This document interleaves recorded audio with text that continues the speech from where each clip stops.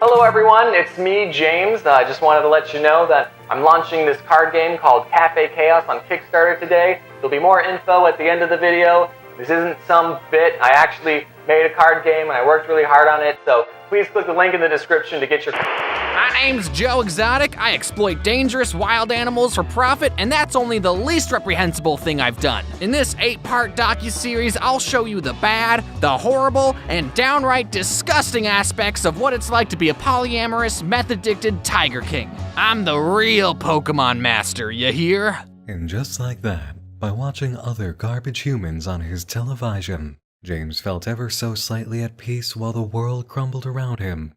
For the first time in months, James smiled. I'll be real with you, being in quarantine has sucked a lot. I miss hanging out with friends, I miss going to non-essential businesses, and I miss wiping my butt with toilet paper instead of my dog. All I've had for company has been floof and my own mind.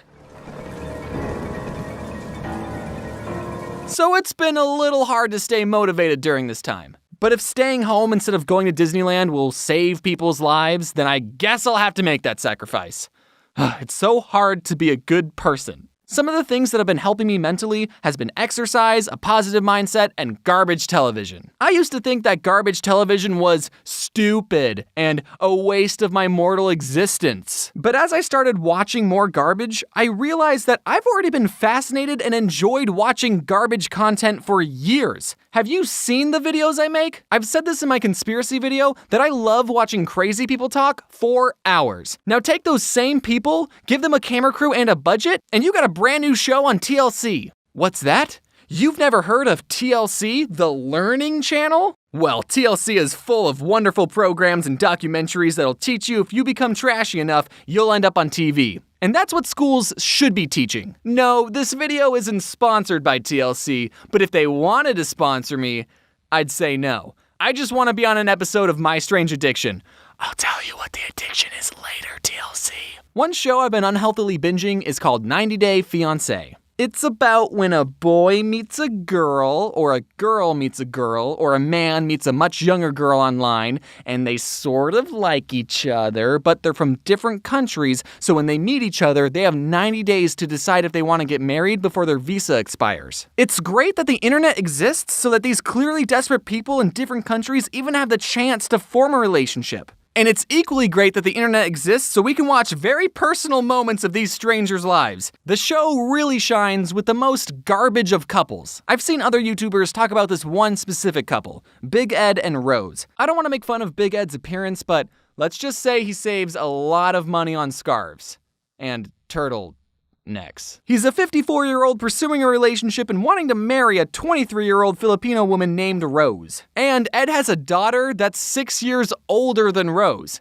And he's older than Rose's father. Can you imagine for a second if your mom was 6 years younger than you? And on top of that, Ed is a huge liar. He lied about his height, he lied about wanting to have kids with her. He's also really mean to Rose. I mean, sure, he's old enough to be her father, so he's probably used to talking down to young people, and a dad telling their kids that their legs are hairy and their breath stinks is justifiable.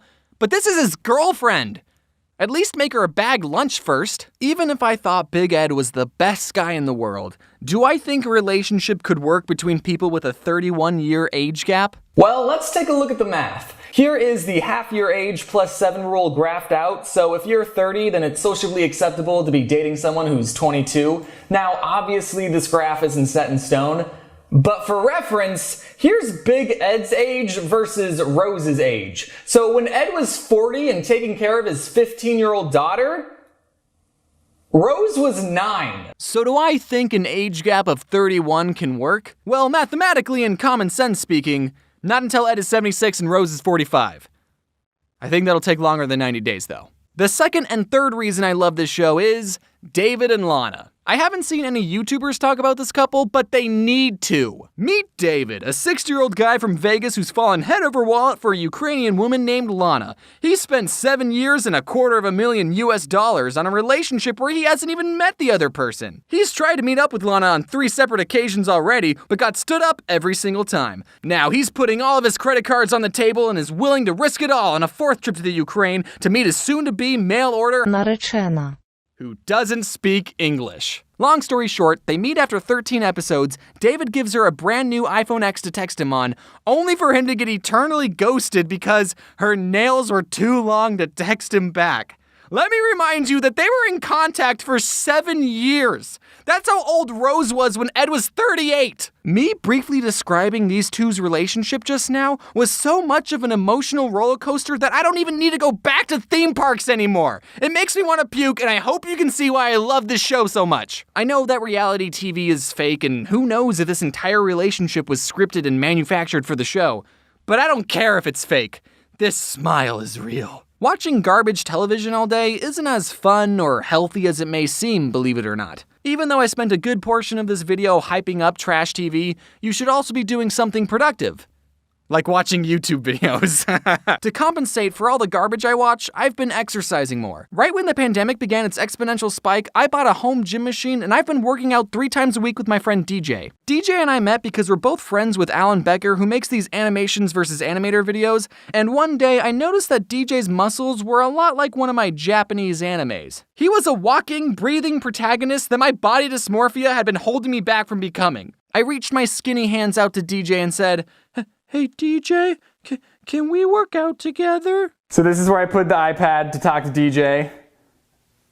Oh, hey James. This is where I got the treadmill, the weights, and this is my favorite piece of equipment, this rag up here so I don't bump my head when I do pull-ups.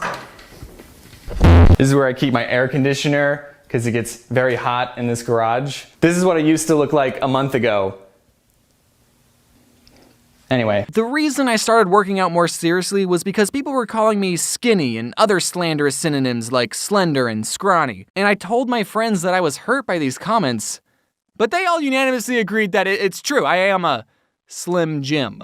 It's important to have a reason for working out. Mine is self-loathing. DJ is forcing me to push myself. We've only been going for about 3 months, or a whole 90-day fiancé, and I've already gone from struggling to lift up this much weight to struggling to lift up this much weight. Sorry if I'm flexing too much on you, I'm just proud of my progress. The point is, while trash TV is fun, remember to mix in some productive activities during the day. For example, exercise. You don't need equipment. Do 10 push-ups right now, lose. Clean up after yourself. During these hard times, keeping your space organized and tidy will be a big boost on your mental health. Wear a face mask if you need to go out. Learn how to cook. You should also be eating healthy too. Stop eating so many bagel bites. Watch parkour fails. Remind yourself how safe you are inside. These guys could get COVID and a broken tooth. Wear a face mask if you need to go out. Shave your head. Who cares anymore? Watch competitive sports fishing and get your blood pressure to rise so much that you feel pressured into working out again. And oh my god, how big is that fish? Oh my god, it's a 1,200-pound bull shark! They need 7 people to pull it on the boat and oh my god, is that Big Ed?